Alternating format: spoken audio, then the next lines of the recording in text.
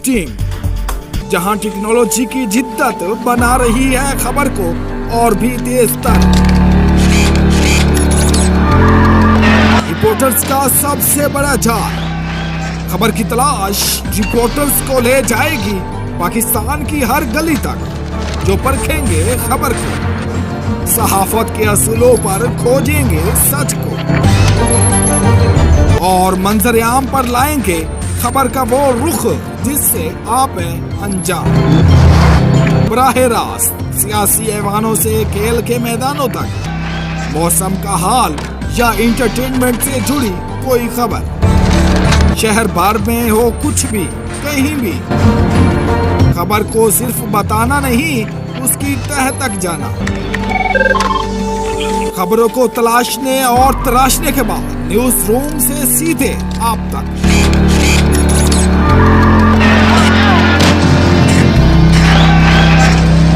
खबरों की दुनिया से 24 घंटे 7 दिन हम करते हैं आपको खबरनामा।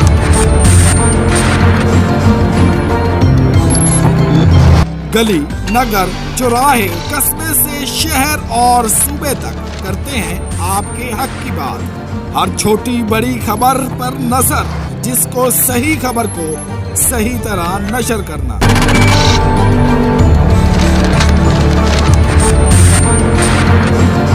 सिर्फ खबरों को दिखाने की जिम्मेदारी नहीं उठाते, बल्कि जिम्मेदारी से खबर दिखाते हैं, ताकि लाइफ अटक न जाए। National mayo, mix it, dip it, love it.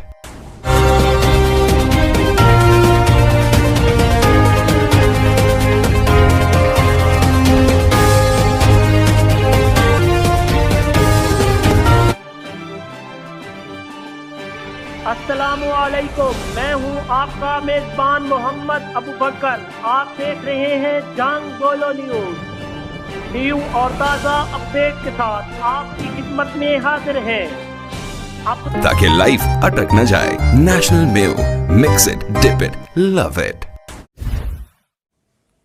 इस देश में ओहदेदारों से ओहदे न संभाले जाते हों, इस देश में जान के रखवाले खुद जाने ले मासूमों की, जिस देश के आदिल बहरे हों आहें न सुने मासूमों की, जिस देश में हाकिम जालिम हो सिसकी न सुने मजबूरों की, उस देश के हर एक हाकिम को सूली पे चढ़ाना वाजिब है, उस देश के हर एक जालिम को सूली पे चढ़ाना वाजिब है।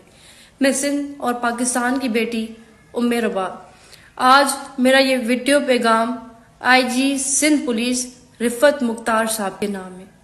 आईजी साहब, मैं सिंध की वो बेटी हूँ कि जिसने अपने बाप, दादा और चचा का जनाजा एक ही दिन में उठाया। मैं 6 सालों से इंसाफ के लिए मारी मारी फिरती रही हूँ।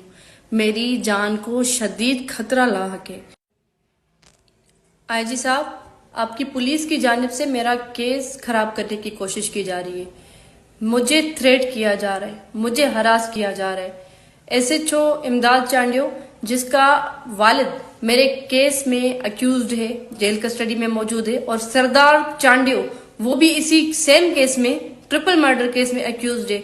तो उसी SHO को सरदारों के होम डिस्ट्रिक्ट में किसने पोस्टिंग दिलाई है? आप जरा इस पे गौर करें।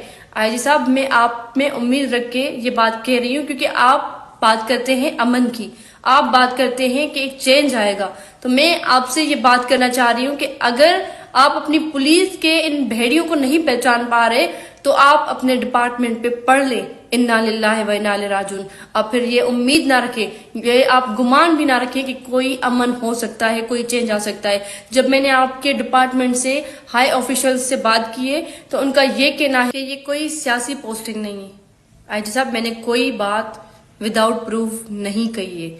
मेरे पास इस बात का सबूत मौजूद है कि आईजी सिंध पुलिस मुश्ताक महर साहब रहे थे, DIG नासिर आफ्ताब, DIG नईम अहमद शेख साहब, इन सब ने इन रिटन सुप्रीम कोर्ट में इसी SHO का नाम दिया है कि इसको सियासी पोस्टिंग दी गई है। सेम डिस्ट्रिक्ट में सेम पुलिस स्टेशन पे उसको 2 साल पहले आप लोग क्लेम कर रहे हैं कि सियासी पोस्टिंग है, और 2 सालों के बाद आप उसी डिस्ट्रिक्ट में उसको पोस्टिंग देखकर ये क्लेम कर रहे हैं कि वो कॉम्पिटेंट है। वो 2 सालों में इतना कॉम्पिटेंट हो गया कि आपने उसी एसएचओ को उन्हीं लोगों के, उन्हीं सरदारों की गोद में बिठा दिया है। आईजी साहब, ये बड़ी नाइंसाफी है। ये नाइंसाफी कोई भी बर्दाश्त नहीं कर सकता। मुझे थ्रेट है, मुझे डीआईजी साहब की जानिब से ये बोला गया है कि हम मेक श्योर करेंगे कि ऐसी बात आगे ना हो।